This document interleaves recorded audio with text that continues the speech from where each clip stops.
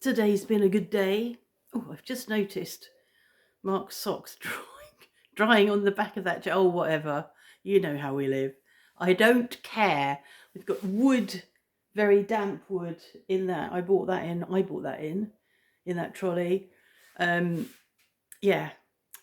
We realised yesterday, or I did, suddenly realised how adapted we are, that we don't notice when we forget that we've changed things or used things, or thought, oh, then we'll use that, we can use that, we'll use that. We forget that it isn't actually made for that purpose. And for several years, we've been using I can't even explain it. It's a little yellow plastic tray with a handle that you could put cleaning products in and walk around the house and do the housework. And that's what I bought it for originally years ago in Devon. And we use it in the hen house to feed the chickens, and we fill up the compartments with ponders, or what do you call, layers pellets, and that's how we feed the chickens. And we go down each night and we top it up, and sometime during the night or in the morning or whatever during the day, they tip it over because they've been scraping their feet through it and standing on it, landing on it and whatever. And we just carry on doing that and don't give it any thought whatsoever. When I first kept chickens here, I bought all the things I needed for here. So you can buy a big, which you can buy in the UK as well, a big drinker that is called an Abreuvoir, that stands on 3 legs, and the water just comes out of this big water container, and there's a valve underneath, and the water stops pouring when it reaches a certain height. And we've had one at least in the past, if not 2, and the dish that the water falls into becomes quite fragile over time.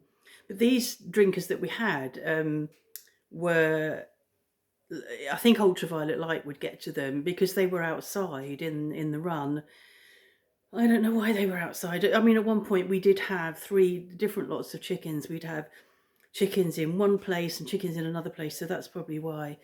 And over the years they deteriorated and stopped working, and the bowls in the bottom cracked. And then we've been using for several years an old silver, the saucepan bit where the handles come off.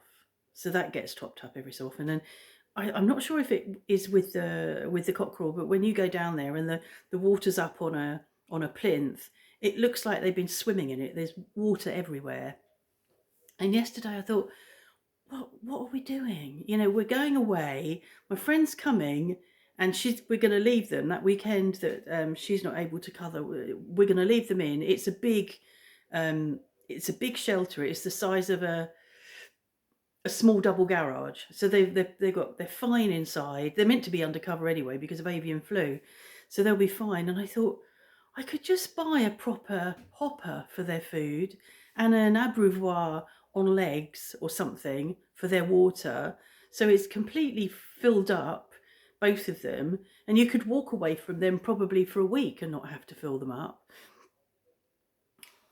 Mad, eh? So I looked online at the catalogue for our local agricultural cooperative, Alliance Pastorale, last night, and I thought that it was going to cost, I think I was probably thinking that we were going to be spending €80 on the 2 items, and actually it came to 60 something, and that was with a 20 kilogram bag of ponders, layers pellets. So that's all sorted, and we've taken it down and had a bit of a clear up and a bit of a tidy up, because I think Laurence is probably tidy. And she, you know, when we look at, she puts pictures on Facebook of her where the cows are, and I think the cows come in overnight, and it's all very clean and tidy. This is not ever going to be clean and tidy, but I thought I'd better make a bit of an effort. So that's done. So I don't know what the hens will do with it tonight when they go in, because it looks really different. The feeder's different. But the good thing about the feeder, it's a hopper that only a certain amount of food will go round into the little collecting dish, and it's at their neck height, and they can only dip in and get it. They can't put their feet in, they can't kick straw into it, they can't fight over it. So I'm really pleased that we did that. That's a bit of organisation. We also bought this morning 2 oil-filled radiators. As I've said before, the only form of heating in this house is the wood burner, and then Mark has a gas fire that he uses if it gets really cold in his room. And if we're going to be away for 10 days at this time of year, we don't normally travel at this time of the year. The house is going to get really cold, and we don't have central heating. So whereas people might put their central heating on frost setting, we don't have central heating, so we can't do that. So we've bought 2 oil-filled radiators, one that will stand in here and one that will stand in the kitchen, which should cover the bathroom and kitchen area. Our pipe work is just, you can't see it, there's a cupboard underneath the glass cupboard. The water behind that sofa, the water comes in there. So this room needs to be warm, and then over to the kitchen and the bathroom. So hopefully that will solve it. Plugging it into the electricity and having that running on low for 10 days will put our bill up, but it's the way it's got to be. Can't risk being away and then having a flood.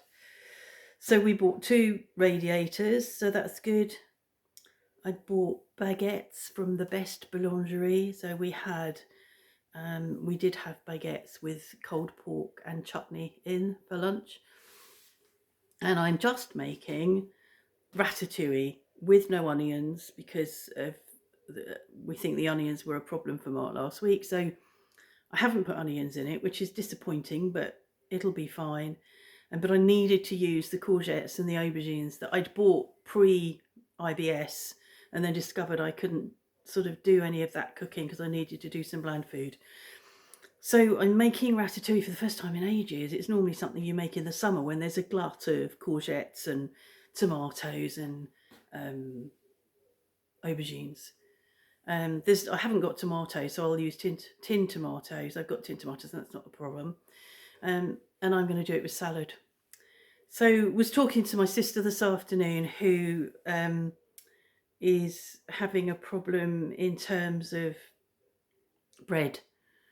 And she says she likes it when she sees a vlog where I say, and we're going to do the past 800, and I bought all this food, and then I made cake.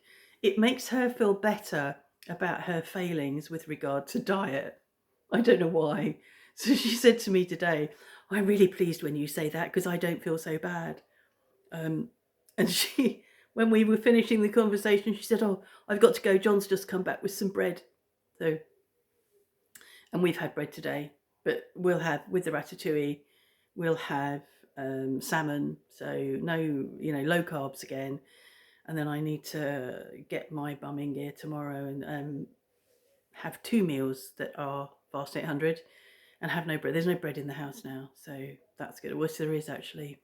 When you buy bread from the boulangerie that I go to, you ask for 2, you get 3. I put 2 in the freezer, so I'll forget they're there. That's probably the best bet. There was something else, my sister.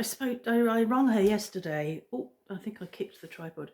I rung her yesterday, but she didn't answer. And then I got a message from her saying, we're eating. Well, this was 5 o'clock my time. So it was 4 o'clock in the UK. And it was like, you're eating and it's 4 o'clock in the afternoon. And I've been here so long now that it was a shock. It's like, what?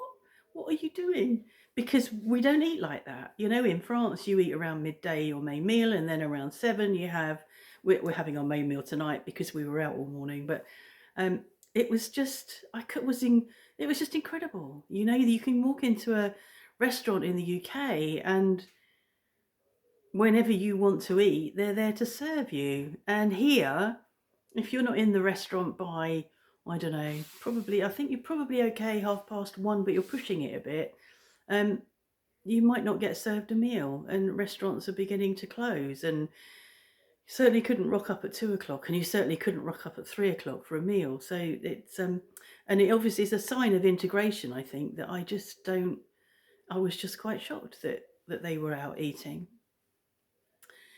So But yeah, so that was good. So we've done that. It's about time to yes, it is time to go and see what the chickens are thinking of their new furniture.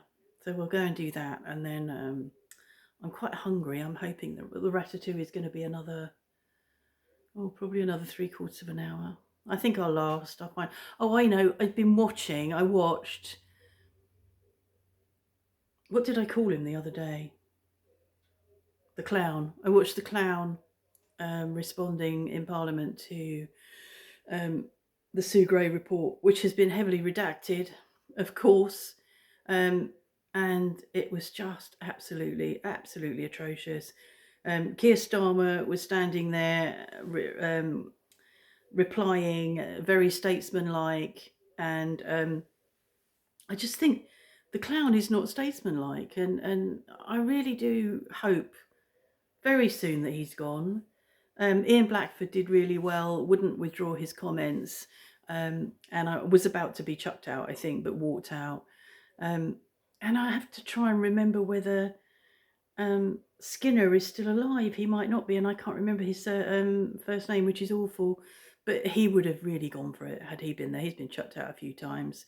But yeah, just absolutely awful. Embarrassing for all those people whose Prime Minister he is. And I know he's not mine, and I know that you think I shouldn't have, some people think I shouldn't have an opinion, but I do have an opinion. And that's my opinion, and I've said it now. So I'm off to put the chickens away, and hopefully in the not too distant future there'll be a change at the top. I don't know who the fuck it's gonna be. Like, there's nobody there, all sitting along that front bench with no fucking mask on. I rest my case.